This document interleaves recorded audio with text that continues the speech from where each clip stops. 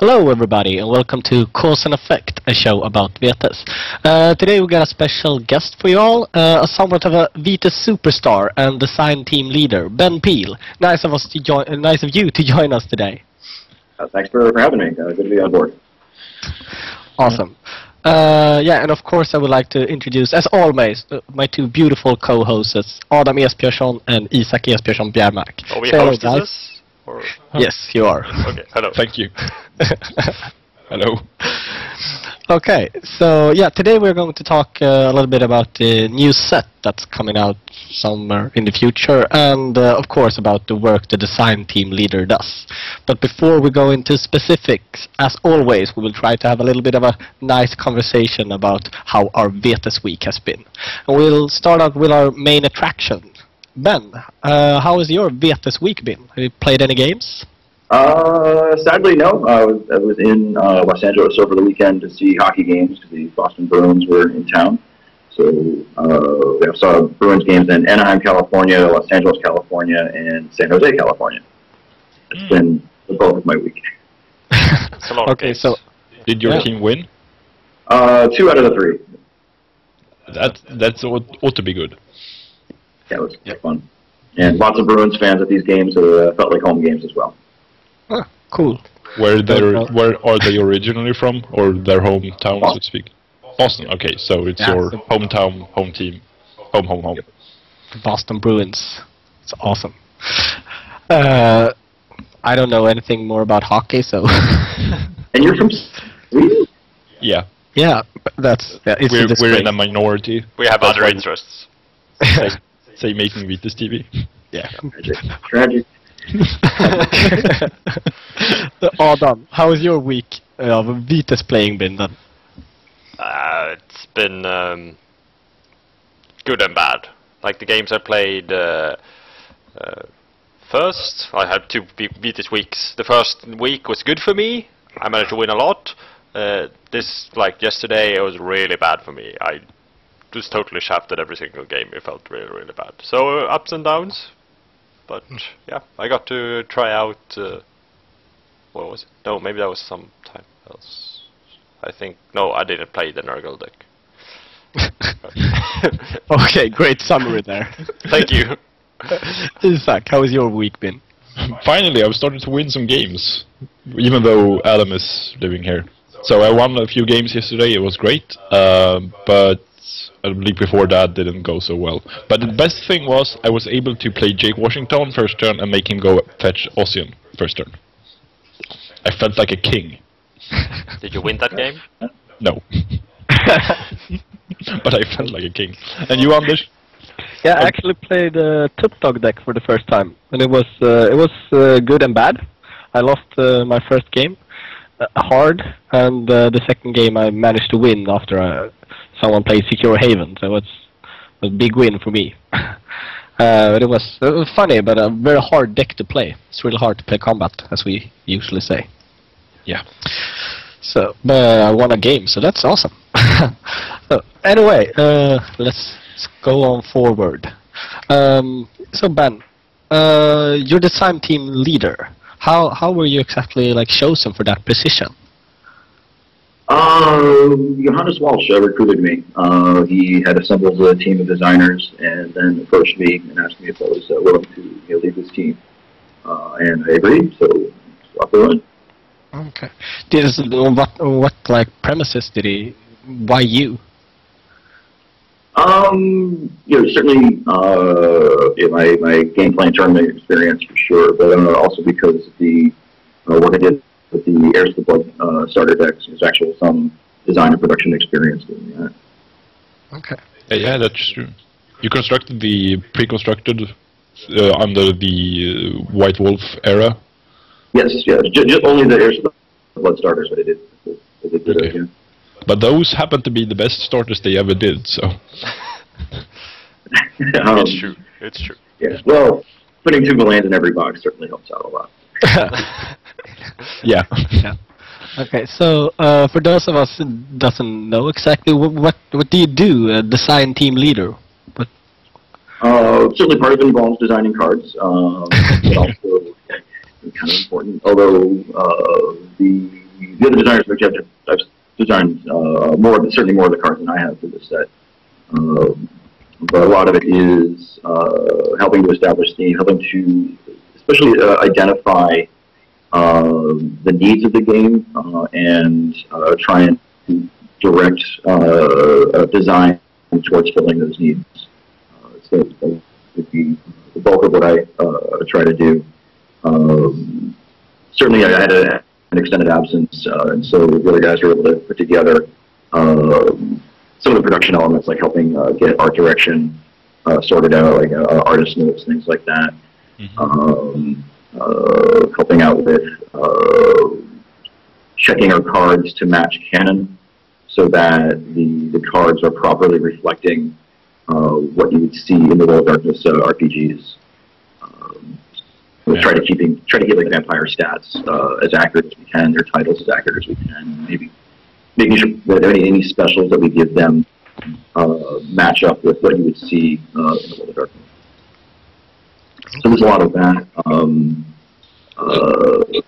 So go ahead, sorry.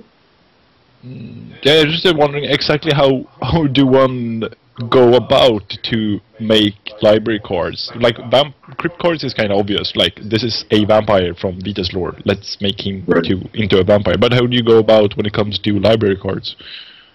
Certainly, what we'd like to do is to start with canon sources, looking at various both the role-playing books as well as the novels for information on locations, events, maybe exciting things that might happen, but also at the same time we also focus on metagame needs. So certainly one big complaint about the game has been the lack of Sabat votes.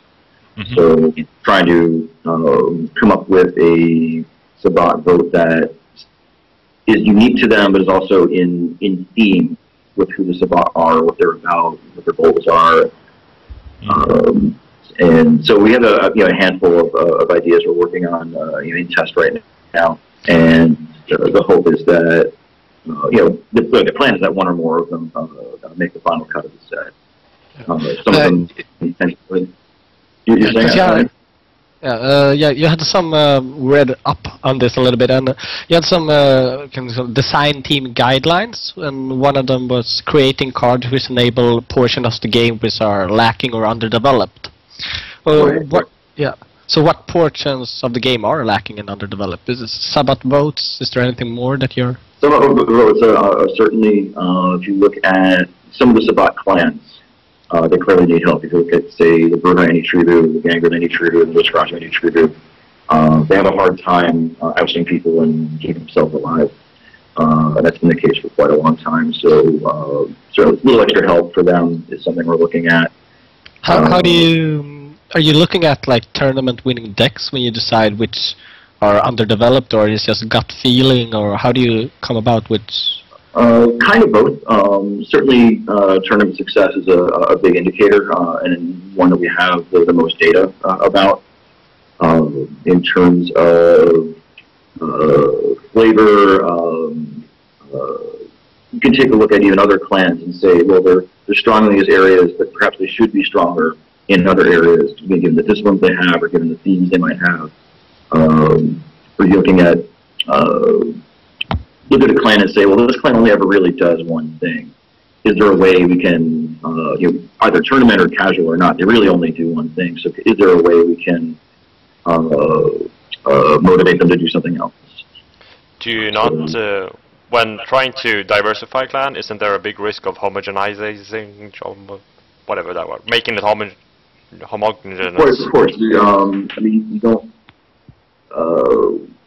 there's that worry, as people have seen over the past a few sets of, as much as we like Deep Song, let's also adding bleed to animalism. That's not something animalism is known for, or you don't want to take a given discipline and toolbox it to the point where every discipline does everything. Right, yeah.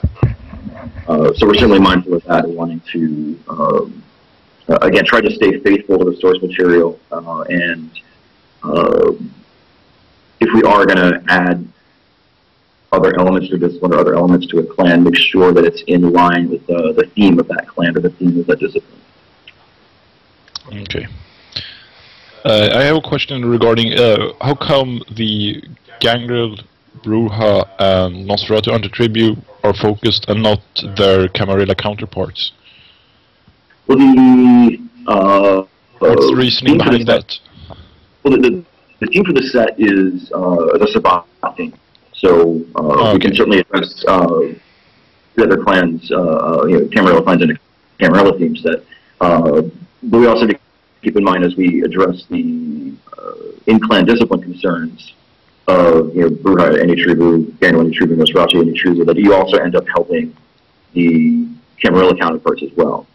So if you were to have cards that work for potence or animalism, obviously celerity, presence, and so on, they do have an effect on other clans as well. So it's both a benefit and also something to be mindful of that the, say, Camarilla counterparts don't get too much help if that is a worry. How do you end up not accidentally helping already strong clans, like giving presence or potence cards or presence or celerity cards to Bruja might end up helping Guhuri or Toreador? Right, and that's the case where I don't want to divulge too much of the design elements that we're approaching. That is something we are very clearly looking at and not wanting to give undue help. Certainly if you made a presence card, well, that helps out Venture, it helps out Bruja, it helps out Guhuri, it helps out Sedai, Saruman, and so on. Yeah. So perhaps a different discipline gets looked at. Also looking at the clans that are strong and look at why they're strong.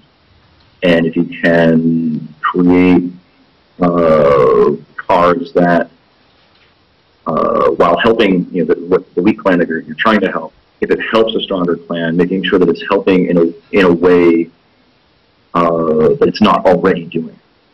So, for example, when you're looking at helping out presence or animalism for Gangrel, Enitribu, Bruja, Enitribu, yeah, you're certainly going to see Aramanes and Guruhi. Take a look and say, hey, is that something we can use? But if you were to look at the strong Guruhi deck, it's really just non-Guruhi at this point, and it's predominantly animalism. So if you and then also, not just being animalism, it's very specifically, deep song, crows, bats, target vitals. So if you were to make an animalism card to help the Gangrel Enitribu, look at non-Guruhi, see how that deck uses it. Look at other Guruhi decks, see how those decks would use that card, and then ask yourself, is this, both from a playtesting perspective, like have the playtesters test it out, see what they end up doing with it, and also from a design perspective, look at it and say, is this going to be used, good or evil, I guess is the best way to put that. Okay. So if you give an animalism card that very clearly and very specifically helps out a deck that's already strong, you better be very, very sure that that's the right thing to do. Yeah, of course. Do you have any, how do you work with counterbalance cards? Like you have seen in the past, Villain works counterbalance Blood Doll. Is there any of those kind of thoughts going around in the design team right now? Trying. That had been discussed early on, but the feeling is that that's bad design. When you're making a card specifically to address what you see as a problem card, you're actually kind of creating another problem card. There's already an artificial layer in VTest of this mini metagame of a handful of cards. Like there's Hentex Subversion versus Subreversal and Unmasking Helios versus the Uncoiling. And these really aren't interactive cards. They're really not about playing VTest. It's just this card versus that card. And we come from look at it from a design perspective, like, well, I want to make a Big Boom deck. Well, what general VTest mechanics am I worried about? But then in addition, I have to worry about delaying tactics. And that's not an interactive kind of thing. It's a silver bullet, this versus that mechanic that you're trying to play around. And so when we're designing, we do understand that there are some problem cards out there, but we don't want to create cards that specifically go after them. But if there's a general mechanic or general working within the mechanics of the game that in addition can mitigate the card's effects, that's great. But again, making a card that's specifically going after something it just adds to that mini metagame layer, which we don't want. But do you have any examples of like these kind of mechanics that you're looking at right now? I don't know if I should talk about. Come on. Certainly, I know people are concerned about Gehenna events, and the question is, do you create a card that would specifically target a Gehenna event, or counter Gehenna event, or burn one that's in play? And that's been discussed. One's been in test, but whether or not that makes it out of there, I don't know. Again, it's really towing the line of that silver bullet kind of thing. As for master phase stuff, well, we're actually trying not to make more master cards because that would just make that problem. So we're not. Do we have anything? I don't think so. Which probably upsets people because they really hate the game right now. So again, we're not looking at it. The appropriate way to address a problem card really is to get as much data as you can, and if you can show that it's a problem, then then ban it. I mean, I think that's from a design team. That's it actually lies outside of what our role is. It's more of the rules team role to decide if a card is actually a particular problem. So, Isak, you had a question earlier about how they interact. Can you phrase it? Yeah, exactly. I was thinking about, since this with problematic cards or problematic strategies or archetypes or whatever, really. But do you have any discussion or dialogue with Pascal concerning whether or not you know the process? Every card that we design, we submit to him and have him take a look at it from a rules mechanic perspective to make sure that it mechanically works properly, that it's templated properly, or the wording is accurate, or especially the wording being consistent. I was thinking particularly this with the problematic cards, whether or not you choose to go the design way with solving so-called problematic cards, or if you choose to go rewrite card text or ban. Do you have a dialogue with Pascal concerning which route to take when to deal with a so-called problematic card? There is no dialogue between the rules team and the design team with respect to problem cards. That's up to Pascal. Okay. But would you say that it is a like one of the goals, long term at least, to make the less represented disciplines more powerful and leaving the more powerful disciplines as they are? Say, if you want to create new possibilities for Quietus, because the Quietus is quite rare to be played, but you will leave Dominate as it is, because Dominate is so common as it is. Do you think along these lines, or? Well, people really like Dominate. It's a very strong discipline, so clearly we want to be making more Dominate cards. Okay. Okay. You calm down, Mr. Joe. Yeah, we're not. Yeah, we're really not doing much in the way of Dominate cards. But yes, looking for the spot clans. Not really much in the way of that, but if we get around to doing independent clans and bloodlines clans, then yes, we would most definitely be addressing in particular Quietus, Sanguinus, Valerian, and so on. Okay. So, how much and what can you tell us about the new set? Well, already, maybe I shouldn't have. For the new set, 35 card set, bulk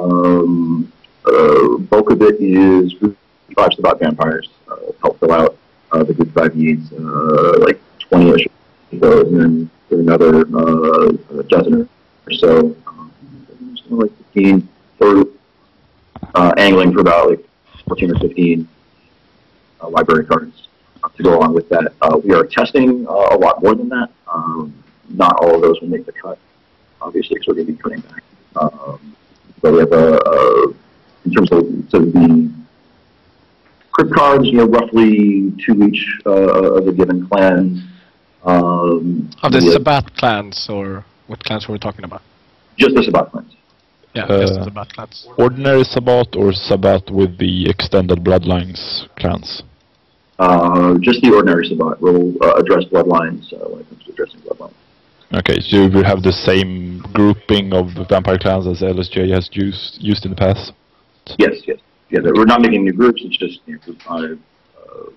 Largely just plug. If you look at group 5 Sabbat, there are a lot of fill in, so to speak, plugging in a lot of yeah. And not just capacity, but also like what titles are missing, what hand is missing, what other developments might be missing. Will you continue to use the same kind of group logic that LSJ so far has put forward? That is, smaller, odd Sabbat groups, like group 1 is obviously 0, but group 3 is smaller than 2 and 4, and making 5 the same size as 3, and 6 the same size as 4, etc. Is that the end goal, so to speak? That's not it's a minor factor. That's not, we're certainly keeping that in mind. We certainly look at not just how many vampires in a given group, but if you look at what we like to call bridge vampires, where you have, say, a given title in group 5, so that you have, so if you look at group 4 plus group 5, and then group 5 plus group 6, or what have you, that you have some sort of continuity as the way you go. Bridge. Just so that if you have, say, 2 titles in say, group 3, then in group 4 you put in 1 title, in group 5 you put in 2, so that you have 3 consistently per grouping pair. So we're looking at those kinds of bridge vampires, like either bridge titles or bridge black-handedness, so that you keep not just the capacity spread smooth and not just the size of the group smooth, but also the total number of titles and black-handedness and so on smooth throughout all the grouping pairs. Okay, so it's a lot of filling in. It's their concerns. The ultimate concern is what the clan is missing, and making sure that they get what's missing. And we also, in terms of the actual size of what these groups are going to be, there will be more holes to address later for them. We're picking the most important ones and filling those. So there will still be cards that will need to be made down the road, but we're picking the most important ones. I know we're calling you on your actually. Your sound is really, really bad. Go on without me. Okay. This is mission control to end it. No. Is it better? Yes, it's better. Yes. Yeah, okay, cool. As I said, I know we're calling you on your lunch, and I was just thanks a lot for taking the time and not eating. Don't worry, I'll eat plenty. Yeah, how much time do you have left? Maybe 20 minutes or so. Okay, cool, because we have some readers' questions as well. But before we go on, I think we should talk a little bit about, without getting too much depth, about the incident of the Wheater's World. I'm of course talking about the Jeff Kuta thread and its aftermath. Can you just tell us a little bit in your own words what happened and why it came to be and what you're dealing with it now? I think really the root cause is that when you look at gamer geeks as a demographic, we are very intelligent people, very opinionated people, very passionate about our hobbies, very idiosyncratic people, and also very individualistic. And when you take a group of those people and you put them all into the same room and try to get them to agree on one thing, that's really hard. And sometimes these things get expressed well, sometimes they don't get expressed well, and ultimately I really think that's what ended up happening. It's you know, passion's getting the better of people, and it's not to discredit or condemn anybody's work. I mean, Jeff did a lot of really great work, and that may have gotten lost in all of this, but the entire team has done a lot of really great work. And sometimes the personalities don't quite work out that well, and also people can get overly invested in the work that they're putting into it, and when decisions have to get made, and that can people being attached to their work, they can get upset when things have to get changed, things have to get cut, things have to get decided upon, and it can upset people. They put a ton of work into something. And, how is the design team working right now? Are you good? Are you working? Right now we're not working because we've been on break for a few days. Because round 2 started, we said, all right, let's take a break and so on. But yeah, we are working, are being productive.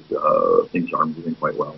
Round 2 playtest has started, and we have a mid-round report coming in probably like today or tomorrow, and we'll take that, see what comments we get mid-round and what we need to be working on to be ready when the full report comes in for another day. Just giving us a chance to get a head start on changes that might have to get made for round 3, and also helping the playtesters understand what like some designer intent things, or we'll get questions like, well, did you mean for this to happen? Did you mean for that to happen? And so we have to address those, and just helping the playtesters understand what we're trying to do. So when will the new set be out? We're planning for the summer, maybe July. I don't want to promise anybody a date because, again, we're all doing this. I mean, the playtesters have a lot more experience doing this, designing it. So, but if you look at our playtest schedule, and in particular the art schedule, our director's doing a great job with that. But even still, that's the probably the most time-consuming part of the process. Yeah. So, sometime in the summer, like hopefully July, but it might be August. I mean, it depends on how the art goes. Okay, cool. Adam, do you have any questions from a reader you would like to add? Yeah, sure. Adonai or Jeff Thompson asked a question about to you as a person or as a player about your decks, Shortleash Bleed and Cheesequake, and how they would fare or how you would change them to make them more viable today, 2012. Well, the first challenge is that those decks were destroyed. I had one of the reasons for my absence from the design team was that I had a lot of things in the storage facility up in Vermont when I was living in Hungary, and it was destroyed by Hurricane Irene, and that meant that almost all of my VTest collection was destroyed. Ah. Yeah. I feel bad for you, man. That's horrible. Yeah, it's I'll be okay. I did have a bunch of most of my expensive cards were with me in Hungary. I have a whole bunch of decks still left over, so still be able to play. I'll be okay. But yes, it was hideous, utterly hideous. I will spare you the pain of you'll be cringing for half an hour as I describe it all. But so first thing would have to happen is I'd have to rebuild them. But then even then, Shortleash Bleed would fare, I think, horribly in today's environment. Maybe we should. I think both of these are like stealth bleed decks. One with Malkavian 94 and one with Malk and to Tribute Group 2-3? Yeah, Short League Speed was my tournament-winning deck, the NAC Championship deck from 2001. And that was a Mouth 94, obviously Dominate Bleed, where I had a lot of change of target and a lot of permanent intercept locations. In that, the metagame in that year, the previous year, like 2001, there was a ton of bounce. And to the point where stealth bleed decks are kind of a joke. They can try to bleed anybody and you just get bounced around, and it was really utterly pointless. It was much higher amount of bounce than you would see today. And I got totally fed up with that and decided to build a deck that could handle getting bounced around all the time. So it just change the target, permanent intercept locations as I get bounced. Then I say, hey, new bleed target, you can bounce it, I give you the intercept, and then I change the target and bail out. The deck has far too little stealth to be competitive right now. So if I were to do that deck, well, I probably wouldn't do it at all because the metagame environment doesn't apply anymore. But if I were to do it, probably drop some of the stuff, some of the intercept locations, jack up the stealth a lot more, maybe drop some of the bleed, add more stealth, because the environment is today. As for Cheesequake, I think Ruben Feldman covered it. It's just a straight up demontation stealth leader. Made the finals of the Heidelberg EC with that. And it's been a very reliable, get myself qualified deck. Not that reliable in terms of winning tournaments, but it gets me qualified. So that would need more bleed. It's my biggest frustration that it doesn't have a lot of big bleed behind it. It's just a very steady supply of kindred spirits and stealth. So if you're looking to improve that deck, maybe drop the bounce element and fix the crypt accordingly. Put in Eyes of Chaos to help out. And that's one way to go with it. Or you can just net deck any of the mini mutation decks or the other kindred spirits decks. And there's I think other kindred spirits bleeds decks out there that are better than Cheesequake right now. The name Cheesequake that comes from a town in New Jersey called Cheesequake. I'm not kidding. It's actually called Why? Next to the AC. Yeah. Wait. Let me get this straight. You're from Sweden. We have towns named after fairies and trolls and stuff, and you're asking me about Cheesequake. Yeah. I mean, I've been to troll hunting, which means troll. Right? Yeah. The troll hut, it means. Yeah. That's where the right? There's okay. Let's move on with our readers' questions. Yeah.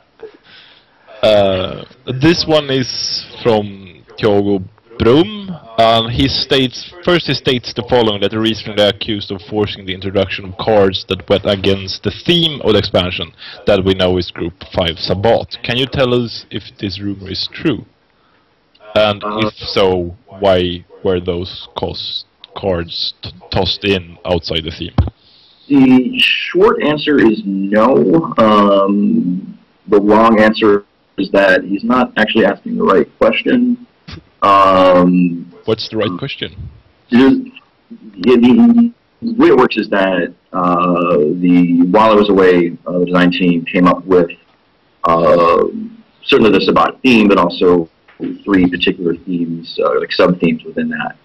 And the cards that I was introducing are very clearly in line with Group Set 5 Sabbat, just Sabbat in general, but were in some cases not in line with the sub-themes that those guys had created. So, okay. So this sub-theme is what got tossed? Yeah. Okay. For forever or just for now? Just for now. It's something we're going to develop and look at further. Yeah, it's definitely not gone forever, but we're it needs further development. Okay. More reader questions? Yeah. Adam, your turn maybe. Yes, Surreal asks about the name of the sets. Do you want to have names for them, or do you just want to call them set 1, set 2, set 3, so forth? We will have a name for it. We don't have one as yet, but we I have a suggestion. Could it be called Anders, maybe? yeah. You'll take that into consideration?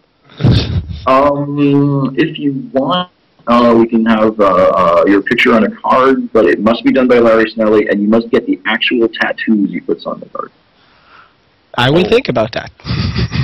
You will never convince Larry Snelly to do Vida's art. Oh. Yeah. Okay. Sorry. Go on with the real questions. Okay. And further. You might be wrong about the way. Right. The future. Are you planning on 25 cards every year, or every 2 years, or longer than that, or do you have no plan for how the sets will work out in the future? First things first, we need to get the set first done properly and make sure we can actually do this.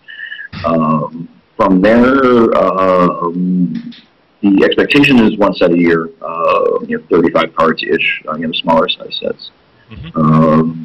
But if we can demonstrate that we can do more and that the player base wants more, then we can consider doing other larger sets or more frequent sets. But for now, the expectation is 35 card sets, if not 1 per year.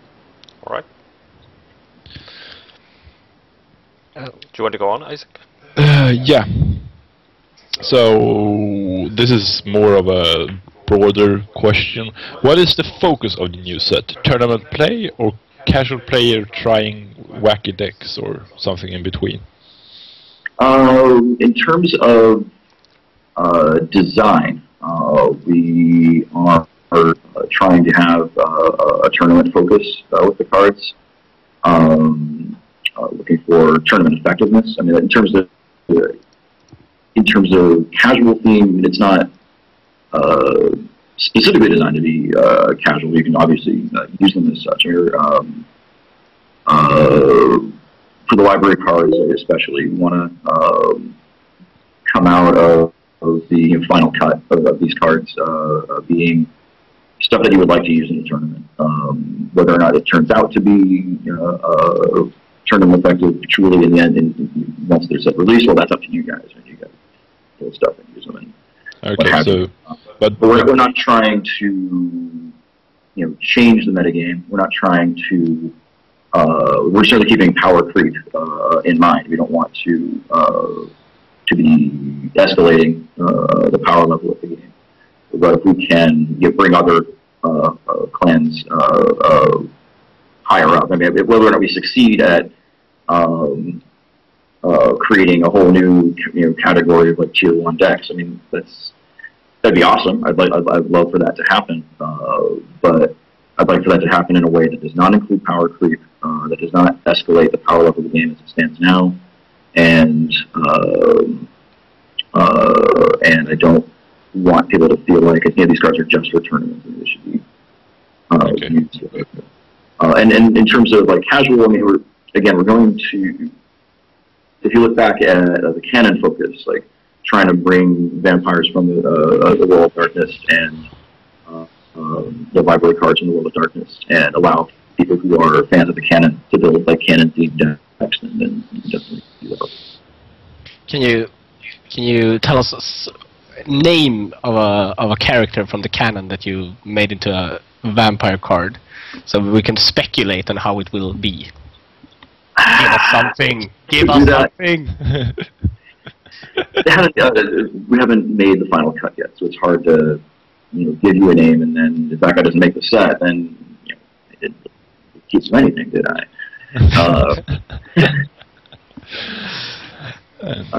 But primarily it's about balancing the tournament scene, so that instead of the number of tournament viable decks being, say, 30, being 50. If we can do that, yeah, I would love to see lots and lots of more tournament viable decks. I'm not sure about balancing it. I think adding to it, I think, is the best way to. By balancing, you're kind of implying that we're trying to counteract what's going on in the scene right now. I think we'd prefer to add to something than try to subtract or change what's going on now. Okay, so we have the number of decks we have now is X, and you don't want to reduce any one of those decks from the tournament scene. You just want to add Y new decks. Correct. Right. Yeah. Okay. Great. Adam, do we have any last Yes. viewer We questions? have a live chat viewer question who's asking about whether or not bishops will get a bishop unique card. Presumably, requires bishop. Are you thinking about that at all? It's something we're thinking about. Certainly, we're trying to develop that. Whether or not that makes it, and again, whether that makes the final cut. That's of course. for the playtesters, up to design team and so on. We would like to see some help there.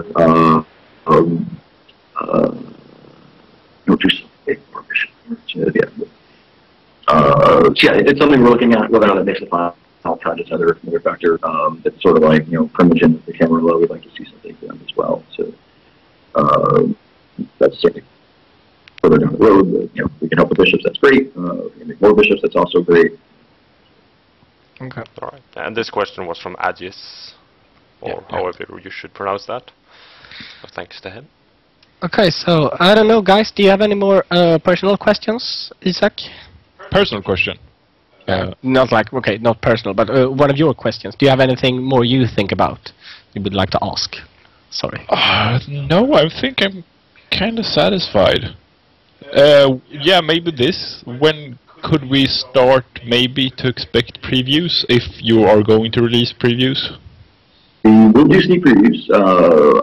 I would expect that probably towards the end of round 3 or beginning of a possible round 4, if we had a possible round 4. It really depends on how the cards are developing and shaping up, and in particular how the artwork is shaping up. I don't want to preview a card that doesn't have the artwork. As we get the artwork in there, that's really where we truly show, no, really, guys, things are really happening. The proof is right here. Here's the artwork. Here's the actual card it goes with. So as we get cards that are approved for artwork, and as that artwork gets done for them, then yeah, that's when we'll start to do the actual real sneak. Cool. Adam? When is the next Designer's Diary, maybe the name is? When is that planned for? That should be this week. Yes, this week. I was waiting for the mid-round report to come in, reviewing that, and then we'll get another Designer's Diary entry. Probably maybe tomorrow. All right. Tomorrow might work. Cool. Okay, cool. Yeah, so I think we're kind of all set actually, and I would like to thank you a lot, Ben, that you wanted to be here and answer our questions, and hopefully we'll have you again when the new set is out, and we can talk a little bit how the cards came to be. It would be awesome. Yeah, sure, it'd be great. Yeah, certainly. Thanks to you guys for having me, and it's definitely been a lot of fun, and keep on keeping on with cause and effect. Yeah, cool. So, so that's it for this time. I would like to thank everyone for watching, and remember, if you have any thoughts, comments, or ideas, you can post them on our Facebook page, and or send an email to the address below, causeampersand@gmail.com. And of course, remember to like us on Facebook and subscribe to our YouTube channel. After this cast, we'll post a thread on the Weekend.net forum where you can continue the discussion, and maybe if you have any more questions, maybe Ben will grace us with our passions and hopefully answer them. Sorry. That's actually the end of Season 2 of Cause and Effect. We will be back in the middle of April. After Easter, and with a new season, and hopefully a little bit better. We'll see. So thanks a lot. It's been a lot of fun doing this, and we will see you in the middle of April. Say goodbye, guys. Goodbye, Bye. Have a good night.